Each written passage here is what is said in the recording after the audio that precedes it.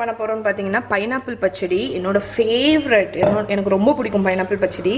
So coconut oil heat பண்ணிக்கோங்க. Oil hot ஆனோடனே உளுத்தம் பருப்பு, கடுகு, வரமிளகா, கருவேப்பிலை. ஸோ எப்பவும் போல் 4 சீசனிங். ஸோ இது நல்லா ஃப்ரை ஆகட்டும்.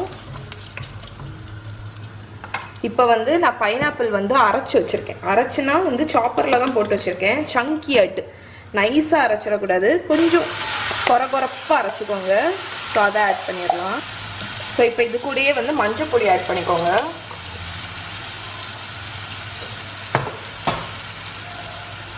உப்பு, கொஞ்சம் சுகர். ஸோ நான் வந்து ஒரு 2 டேபிள் ஸ்பூன் போல் சுகர் ஆட் பண்ணுறேன். டேஸ்ட் பார்த்துட்டு வேணும்னா நீங்கள் ஆட் பண்ணிக்கலாம். ஸோ இப்போ இதை நல்லா மிக்ஸ் பண்ணி விட்டுக்கலாம். ஸோ பைனாப்பிள் வந்து ரொம்ப வேகணும்னு இல்லை, ஆனால் வந்து அந்த ஒரு பச்சை ஸ்மெல் வந்து போகணும். அது வந்து எப்படியும் வந்து ஒரு 3லேருந்து 4 நிமிஷம் ஆகும். அதனால் ஒரு மூடி போட்டு மூடிடலாம். ஸோ இங்கே பாருங்கள், நம்ம பைனாப்பிள் வந்து நல்லா குக் ஆயாச்சு.